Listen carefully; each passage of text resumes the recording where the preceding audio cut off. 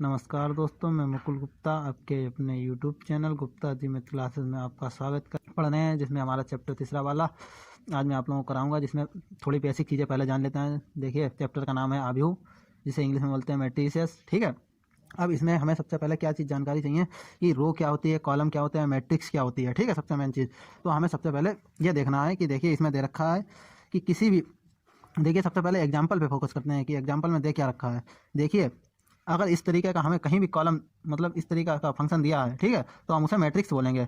ठीक है, मैट्रिक्स का यही सिंबल होता है। इस तरीके से कॉपी पे बताता हूँ मैं आप लोगों को। देखिए, मैट्रिक्स लिखते हैं आव्यूह, इसे मैट्रिक्स भी बोलते हैं इंग्लिश में। ठीक है, तो इसका काल मतलब चित्र क्या होता है कि इस तरीके से चित्र होगा। ये बड़ा भी हो सकता है, इधर में भी बढ़ सकता है। ठीक है, इसका मतलब महत्व क्या है हमारे जीवन में। जैसे हम कहीं भी कॉलेज में बैठते हैं या स्कूल में बैठते हैं या कहीं भी बैठते हैं, तो हम जैसे इस पंक्ति से बैठते हैं, ऐसे होता है ना कि यहाँ पे बना होगा, यहाँ पे होगा, बीच में होगा, ऐसा नहीं होता है। कैसे होता है, देखिए इस तरीके से हमारे कॉलेज में बैठाला जाता है। जे एक सीट पड़ गई, एक ये, एक ये, एक ये, एक ये, एक ये, एक ये, एक ये, एक ये। ठीक है, इस तरीके से तो लाइन से बैठाला जाता है। ठीक है, यानी कि हमें रो और कॉलम में बैठाला जाता है। तो हम इधर वाली लाइनों को क्या बोलेंगे, जैसे ये इन सबको बोलेंगे रो, हिंदी में बोलते हैं पंक्ति। इन सबकी जानकारी होना हमें अवश्य ज़रूरी है। ठीक है, आवश्यक बहुत है। अब इधर वाली लाइनों को क्या बोलते हैं, इधर जे जे जे इस तरीके से अगर पूछा जाए तो हम इन्हें बोलते हैं कॉलम, यानी कि स्तंभ। ठीक है, अब हम क्या लिख सकते हैं, जैसे हमने इसे मान लिया यम, जैसे 1 2 3, इन्हें 3 लिख लिया। ठीक है, इसे यम में लिख लिया, कितनी भी पंक्ति हो सकती हैं। ठीक है, कोई हमने सिंबल बना लिया यम। ठीक है, अब इधर वाली जैसे इसमें है तो इन्हें भी 3 लिख लिया। ठीक है, इसी तरीके से कुछ भी हो सकता है, इन्हें गुणे में लिख लिया। ठीक है, यहाँ पे क्या इसे यन मान लिया। ठीक है, तो यानी कि हमें कोई भी आव्यूह यम गुणे यन में दिया होगा। ठीक है, जैसे इसमें 3 पंक्ति थी जो हमने लिख ली यम। ठीक है, 3 कॉलम थे वो हमने लिख लिए। अब हम इसे लिख सकते हैं, इसकी कोटि क्या होगी। जैसे कोटि अगर पूछा जाए हमसे, पहला सवाल है प्रश्नावली 3.1 का। ठीक है, 3.1 का, उसमें यही सवाल मतलब इसी तरीके का पहला सवाल पूछा है कि कोटि कितनी होगी, स्तंभ कितना होगा, अवयव कितने होंगे। ठीक है, जैसे उसमें जैसे इसमें पूछा गया है। ठीक है, इसमें कोटि कितनी होगी, तो हम लिख सकते हैं 3 × 3, क्योंकि ठीक है, देखिए ये वाली 3, 1 2 3। ठीक है, 1 2 3, तो हमने 3 × 3 में लिख लिया, कितने आए 9। अब हम गिन लेते हैं कि अवयव 9 है। अगर 9 नहीं हुआ तो यानी कि ये हमारा गलत आया। पहली बात ऐसा होगा ही नहीं। 1 2 3 4 5 6 7 8 9, देखिए 9 आ गए। इसी तरीके एक और एग्जाम्पल लेते हैं, फिर मैं एक्सरसाइज शुरू करूँगा। एग्जाम्पल, ठीक है, दूसरा ये मान लीजिए पहला हो गया, दूसरा एग्जाम्पल लिखते हैं। उसमें देखिए ये 4 बना लिया है। ठीक है, और यहाँ पे इनके नाम भी दे दिए, जैसे संख्या दे दी A1 A2 A3 A4 A5 A6 A7 A8। ठीक है, अब हमने देख लिया। इसमें देखिए मैंने समझाने का तरीका देखिए, इसमें कितनी रो हैं और कितने कॉलम हैं ये आपको बताना है। देखिए 1 2 3 4, कितनी हो गई रो, यानी कि 4। ठीक है, इधर रो बराबर 4। ठीक है, कॉलम देखिए 1 2, कॉलम कितने हैं, कॉलम 2। ठीक है, रो पता चल गई, कॉलम पता चल गए। अब हम इसे यम गुणे यन के पद में किस प्रकार लिख सकते हैं कि रो, सबसे पहले यम, देखिए यम को लिख सकते हैं रो। ठीक है, यन को कॉलम, तो यानी कि यम गुणे यन के पद में लिखना है, यम इंटू यन के पद में। ठीक है, तो यम कितनी है, रो कितनी है, 1 2 3 4, यानी कि 4 गुणे स्तंभ कितने 1 2, यानी कि 2। ठीक है, अब हम इसकी कोटि देख लेते हैं। कोटि बराबर 4 × 2, कोटि पूछी जाए तो ऐसे लिखेंगे, 4 रो और 2 कॉलम, यानी कि 4 पंक्तियाँ और 2 स्तंभ, बराबर में आ जाएगा 8। अब हम गिन लेते हैं कि 8 पद है, नहीं है, 1 2 3 4 5 6 7 8, देखिए 8 आ गए। इसी प्रकार से हमें पता चलेगा, यही बेसिक चीज़ें हैं। ठीक है, अब हम इसमें देख लेते हैं कि कौन कौन से आव्यूह हैं, कौन कौन सी पंक्तियाँ। ठीक है, देखिए इसमें पहले दिया है, एग्जाम्पल भी दे रखा है। देखिए ये पेज नंबर 63 है। ठीक है, 12th की बुक का NCERT, इसमें देखिए ये दे रखा है, ये आप देखिए एग्जाम्पल, ये आव्यूह दे रखा है। इसमें देखिए पहली पंक्ति, दूसरी पंक्ति, तीसरी पंक्ति, यानी कि पंक्तियों की संख्या बराबर 3, यानी कि रो 3। ठीक है, कॉलम कितने 1 2, पहला स्तंभ दूसरा स्तंभ, यानी कि स्तंभों की संख्या 2। ठीक है, पंक्ति 3 स्तंभ 2। अब हम देखिए, अब इसमें देखिए इस एग्जाम्पल में 1 2 2 पंक्तियाँ, 1 2 3 3 स्तंभ, ठीक है। अब इसे हम लिख किस प्रकार से सकते हैं, देखिए अगर ये कोटियों में लिखना हो तो हम इसे लिख सकते हैं 3 गुणे 2, ठीक है, 6 पद भी हैं। अब इसमें भी देखिए इसे किस प्रकार लिखेंगे कि पंक्तियों की संख्या 2 और स्तंभों की संख्या 3, तो 2 गुणे 3, ठीक है। अब इसमें देखिए विकल्प किस प्रकार के दे रखे हैं, अवयवों के प्रकार, देखिए अवयवों के प्रकार, टाइप्स ऑफ मैट्रिक्स, ये पूछा जा सकता है। ये आगे बीएससी वगैरह आप कुछ भी करेंगे या कुछ आगे भी पढ़ाई करते हैं नेट टेट की, तो उसमें भी ये पूछे जाते हैं, मतलब कि ये कौन सा अवयव होगा मैट्रिक्स, ठीक है। तो इसमें देखिए ये पहला स्तंभ, पहला दिया है स्तंभ अवयव कॉलम मैट्रिक्स, तो इसमें क्या होता है, एक अवयव स्तंभ अवयव कहलाता है यदि उसमें केवल एक स्तंभ हो, ठीक है, यानी कि स्तंभ एक और कोट जे रो कितनी भी हो सकती हैं, ठीक है। ये देखिए 1 2 3 4 4 रो हैं, इसमें 4 की जगह कितनी भी हो, लेकिन कॉलम एक ही होना चाहिए, यानी कि स्तंभ एक ही होना चाहिए। देखिए यम गुणे यन के पद में लिखा है, यम इंटू यन के पद में लिखा है, तो इसमें देखिए कि रो कॉलम एक होना चाहिए, रो कितनी भी हो, ठीक है। देखिए अब दूसरा में देखिए क्या दे रखा है, देखिए यम इंटू 1, यानी कि यन का मान 1 होना चाहिए और यम का मान कुछ भी हो सकता है, ठीक है, तो उसे कॉलम मैट्रिक्स बोलते हैं, यानी कि स्तंभ अवयव। दूसरे में क्या दे रखा, पंक्ति अवयव, एक पंक्ति अवयव, एक अवयव पंक्ति अवयव कहलाता है यदि उसमें केवल एक पंक्ति हो, यानी कि पंक्ति ये वाली लाइन, यानी कि ये वाली पंक्ति एक होनी चाहिए। स्तंभ कितने भी हैं, 1 2 3 4, इसमें 4 दे रखे हैं, कितने भी हो सकते हैं, ठीक है। ये कितने भी स्तंभ कितने भी हो सकते हैं, अवयव यानी कि मतलब रो एक ही होगी, पंक्ति, ठीक है। एक ही है, यम इंटू यन के पद में दे रखा है, अब इसे यम एक ही है, यानी कि पंक्ति एक ही है। स्तंभ कितने भी हो सकते हैं, जैसे इसमें 4 दे रखे हैं, ठीक है। दूसरा क्या है, तीसरा क्या है, वर्ग अवयव। वर्ग अवयव में क्या होता है, दोनों चीज़ें बराबर होंगी, यानी कि रो की संख्या भी और कॉलम की, यानी कि पंक्तियों की संख्या भी बराबर होगी, 1 2 3। अब ये भी बराबर होने, एक मतलब ये इसके बराबर होने चाहिए, यानी कि यम बराबर यन के होना चाहिए। कि यहाँ पे देखिए 1 2 3, यानी कि यम की संख्या 3 है तो यन की संख्या भी 3 होनी चाहिए, 1 2 3, ठीक है। इसमें दोनों यम बराबर यन होना चाहिए, ठीक है।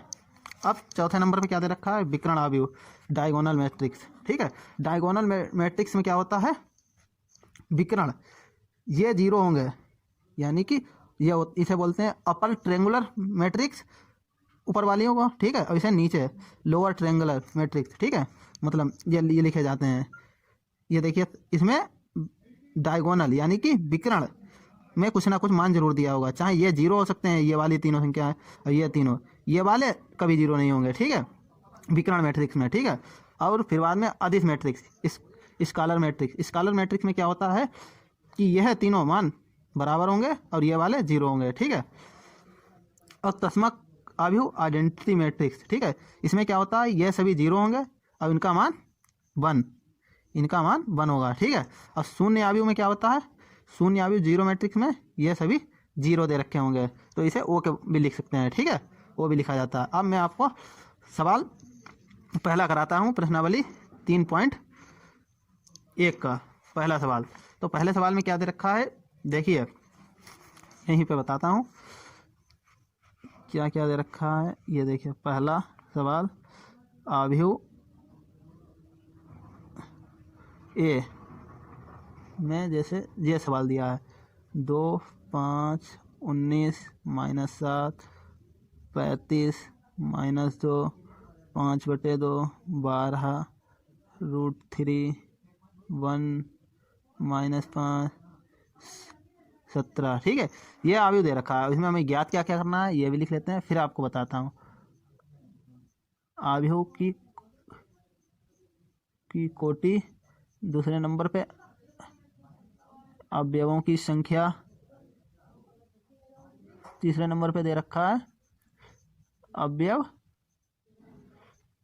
A13 A21 A33 A24 A23, ठीक है, ये हमें दे रखे हैं। अब हमें इसमें निकालना है। अब आप सबसे पहले इसी पे फोकस कीजिएगा ज़्यादा, क्योंकि देखिए अवयवों की कोटि, मैंने आपको बताया था कोटि निकालने के लिए सबसे बढ़िया तरीका ये है, क्या लिखते हैं, देखिए 1 2 3, पंक्ति कितनी हो गई, 3, 1 2 3 4, अवयव कितने हो, मतलब स्तंभ कितने हो गए, 4, ठीक है। तो इसे क्या बोलते हैं, यम और इसे बोलते हैं यन।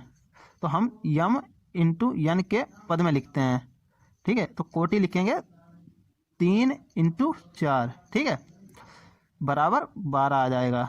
कोटि इस तरीके लिखेंगे सिर्फ आंसर में होगा कोटि 3 इंटू 4, ठीक है, यानी कि 3 इंटू 4, ठीक है। अब पद देख लीजिए 12, 1 2 3 4 5 6 7 8 9 10 11 12, यानी कि दूसरा वाला हमारा क्या पूछा गया, अवयवों की संख्या, अवयवों की संख्या बराबर 12 हमने अभी गिना था, देखिए 12, 3 इंटू 4, ठीक है। देखिए कोटि में हम सीधे सीधे यही लिख देंगे 3 इंटू 4, क्योंकि हमें पता है 3 पंक्तियां हैं, 4 कॉलम्स हैं, 3 रो और 4 कॉलम्स, ठीक है। अवयवों की संख्या 12। अब इसमें ये थोड़ा आप लोगों को टफ लगेगा शुरू में, और बाद में तो बिल्कुल हलवा लगेगा आपको, ठीक है। देखिए तो इसमें अवयव दे रखा है पहला नंबर पे A13 निकालना है, यानी कि A13। अब हमें इसे निकालने के लिए सबसे पहले ये देखना पड़ेगा इसे, ठीक है। इसमें देखते हैं A13, यानी कि देखिए पहली पंक्ति मैंने बताया था, पहला वाला पंक्ति, दूसरी वाली स्तंभ, ठीक है। तो यानी कि वन क्या हो गया, पंक्ति। तो पहली पंक्ति सबसे पहले देखें, पहली पंक्ति ये हो गई, इसमें लिख लेते हैं पहली पंक्ति, इसे लिखते हैं दूसरी पंक्ति, इसे लिखते हैं तीसरी पंक्ति, यह पहला स्तंभ, यह दूसरा स्तंभ, यह तीसरा स्तंभ, यह चौथा स्तंभ, ठीक है। अब हमने क्या देखा, देखिए A13, देखिए पहली पंक्ति और तीसरा स्तंभ, यानी कि पहली पंक्ति में और तीसरा स्तंभ, यानी कि पंक्ति ये हो गई और स्तंभ 1 2 3, तीसरा स्तंभ, ठीक है। तो पहली पंक्ति में तीसरा वाला देखिए, यानी कि क्या आ गया 19। तो हम यहाँ पे क्या लिखेंगे 19। इसी प्रकार A21 निकालेंगे। 21 में देखिए यह पहला वाला क्या होता है, पंक्ति, दूसरा स्तंभ, तो यानी कि दूसरी पंक्ति में पहला स्तंभ, यानी कि देखिए पहली पंक्ति दूसरी पंक्ति, यानी कि दूसरी पंक्ति में पहला वाला स्तंभ, ठीक है। तो यानी कि 21 का निकलेगा 35, ठीक है। अब अगर इसे ना आप समझ पाए तो सबसे सरल तरीका मैं बता रहा हूँ, एक बनाइए मैट्रिक्स और यहाँ पे लिखिए A11 A12 A13 A14, ठीक है, A21 A22 A23 A24 A31 A32 A33 A34। इस तरीके से नहीं बोलेंगे 34, क्योंकि इसका मतलब यह है ए पहली पंक्ति मतलब तीसरी पंक्ति और पहला स्तंभ, ठीक है। सरल तरीके से आपको बताने के चक्कर में मैं ये बता रहा हूँ। देखिए A21 ये वाला हमें पद देख लेना है, यहाँ पे क्या दे रखा है 21 वाला 35। अब इससे हम बहुत सरल तरीके जल्दी निकाल सकते हैं। ये 33 हमें ये देखना है, ये वाला पद 33 बन रहा है, तो यहाँ पे क्या आएगा, यानी कि 33 माइनस 5। और उससे भी देख लेते हैं जो अभी मैं आपको बता रहा था, यानी कि 33 तीसरी पंक्ति और तीसरा स्तंभ, ये आ रहा है तीसरी पंक्ति में तीसरे स्तंभ में यही संख्या आ रही है -5, वही लिख ली मैंने, ठीक है। और क्या पूछा गया था A24, यानी कि 24 पे देखिए ये वाला, यानी कि 12, यानी कि दूसरी पंक्ति और चौथा स्तंभ, यानी कि दूसरी पंक्ति और चौथा स्तंभ, यानी कि 12, ठीक है। A23 में क्या होगा, ये वाला यहाँ पर 5/2, ठीक है, क्योंकि इसके लेवल से देख रहे हैं ये कहाँ से, ये अब ये समझे कि इससे ये क्या बता रहे हैं, A23 यानी कि ये वाला दूसरी पंक्ति में 1 2 3 तीसरा स्तंभ, ठीक है। अब इस तरीके भी देखेंगे, अगर इससे आप समझ लें कि दूसरी पंक्ति और तीसरा स्तंभ, यानी कि दूसरी पंक्ति ये हो गई और तीसरा स्तंभ ये हो गया, तो यानी कि दूसरी पंक्ति में तीसरा स्तंभ का कौन सी संख्या आ रही है, 5/2 आ रही है, वही मैंने सीधे लिख ली, ठीक है। अब क्या बताता हूँ मैं, अब इसके बाद अगला सवाल, अगले सवाल में क्या दे रखा है, देखिए यदि किसी अवयव में 24 अवयव हैं तो इसकी संभव कोटियाँ क्या हैं, यदि इसमें 13 अवयव हों तो कोटियाँ क्या होंगी। यानी कि सबसे पहले हम ये देखते हैं कि हमें दे क्या क्या रखा है, यानी कि इसमें पूछा क्या क्या गया है, ठीक है। इसके लिए सबसे पहले हम ये लिखेंगे कि इधर कॉपी में अभी दिखा रहा हूँ आप, अवयवों की संख्या यानी कि n बराबर n या कुछ भी मान लीजिए, जैसे हमने a बराबर मान लिया अवयवों की संख्या 24, ठीक है। यदि किसी अवयव में 24 अवयव हैं तो इसकी संभव कोटियाँ ज्ञात कीजिए। संभव कोटियाँ कितनी हो सकती हैं, देखिए कोटियों में क्या हो सकता है, देखिए 24 हैं तो 24 में पहली रो और 24 कॉलम भी हो सकते हैं, ठीक है। 24 कॉलम हो नहीं सकते हैं, देखिए इस तरीके से कि इसमें एक रो बना ली हमने ये, ठीक है। अब हम नीचे लिखते चले जाएं संख्याएं 1 2 3 करके, इधर नहीं नीचे के लिए, ठीक है, लिखते चले जाएं। यानी कि 24 कॉलम, नहीं, यहाँ पे एक पंक्ति होगी ना, पंक्ति यानी कि इधर पंक्ति एक है, ठीक है, एक। अब हम लिखते चले जा रहे हैं नीचे, जैसे इस तरीके से बताता हूँ, जैसे हमने एक लिख लिया, ठीक है। अब हम इधर लिखते चले जाएं 2 3 4 5 6 7 इस तरीके से 24 तक, जैसे हमने लिख लिया 24 तक, ठीक है। तो यानी कि ये बनेंगे कॉलम और ये बनेगी एक रो, तो यानी कि रो तो एक ही है और कॉलम कई हैं। तो इसी तरीके से 1 × 24, दूसरे में क्या हो सकता है, 2 रो हो सकती हैं और 12 कॉलम, तीसरे में 3 रो और 6 कॉलम, ठीक है। 3 6 18 नहीं 8 कॉलम होंगे, 8, ठीक है। चौथे में 4 रो और 6 कॉलम, ठीक है। पाँचवें में 6 रो और 4 कॉलम, ठीक है। अब इसमें 8 रो और 3 कॉलम। अब इधर क्या होगा, 12 रो और 2 कॉलम, इसमें 24 रो और 1 कॉलम, ठीक है। इतने मतलब इसकी कोटियाँ निकल सकती हैं, ठीक है। ये आपको समझ में आ गया। अब इसमें दूसरे में क्या पूछा है, यदि इसमें 13 अवयव हो तो कोटियाँ ज्ञात कीजिए। 13 के लिए 13 कोटियाँ को पहले रो में और 13 कॉलम हो सकते हैं, ठीक है।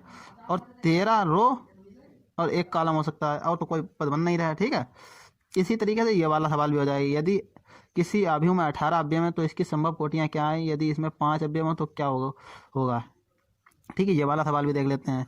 इसमें 18 अवयव दे रखे हैं, 18 अवयव, ठीक है। और हमें इसकी कोटियाँ ज्ञात करनी है। तो कोटियाँ ज्ञात करने के लिए हम देख लें यहाँ पे क्या हो सकता है, देखिए पहली रो में ही और 18 कॉलम हो सकते हैं, ठीक है। दूसरे में क्या हो सकता है, 2 रो हो सकती हैं, 9 कॉलम हो सकते हैं, ठीक है। तीसरे में 3 रो और 6 कॉलम हो सकते हैं, ठीक है। चौथे में क्या हो सकता है, देखिए 4 रो नहीं, 4 से तो नहीं, सीधे अब क्या बनेगा, 6 रो और 3 कॉलम हो सकते हैं, और 9 रो और 2 कॉलम हो सकते हैं, और 18 रो और 1 कॉलम हो सकते हैं, ठीक है। ये आपके 6 निकलेंगे। अब हमें क्या देखना है, और एक और कुछ पूछा गया था, 5 में कितने अवयव होंगे। 5 अवयव हैं तो कोटियाँ कितनी निकलेंगी, देखिए कोटियाँ पहली रो और 5 कॉलम और 5 रो और पहला कॉलम, ठीक है। अब हम इसे लिखेंगे किस प्रकार से कॉपी में, वो देख लेते हैं, ठीक है। कॉपी में बिल्कुल सीरियल वाइज लिखेंगे।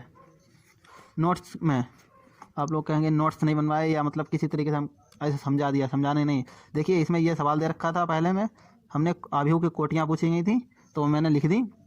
ये लिखना कोई ज़रूरी नहीं है, ये इतना लैंग्वेज, ये सीधे लिखिएगा AIJ, यानी कि इसे I और ये J, 3 × 4 कोटियाँ निकल के आई, 3 × 4 सीधे लिख देंगे। अवयवों की संख्या बराबर 12 गिन लीजिए। अवयव में हमें ये ज्ञात करना है, A13 यानी कि 19 निकल के आ गया, पहली पंक्ति और तीसरा स्तंभ, ठीक है। ये देखिए ऐसे ही A21 तो यानी कि दूसरी पंक्ति और पहला स्तंभ यानी कि 35, ठीक है। अब या फिर यहाँ पे लिख लीजिए A1, सीधे A11 A12 A13 A14 A21 A22 A23 A24 A31 A32 A33 A34, ठीक है। अब हमने दूसरे सवाल में देखा आव्यूह में अवयव कितने थे, 24, कोटियाँ ज्ञात करनी थी। आव्यूह में अवयव 13 थे, कोटियाँ ज्ञात करनी, तो कोटियाँ हम इस प्रकार से लिख सकते हैं, 24 थे, ठीक है।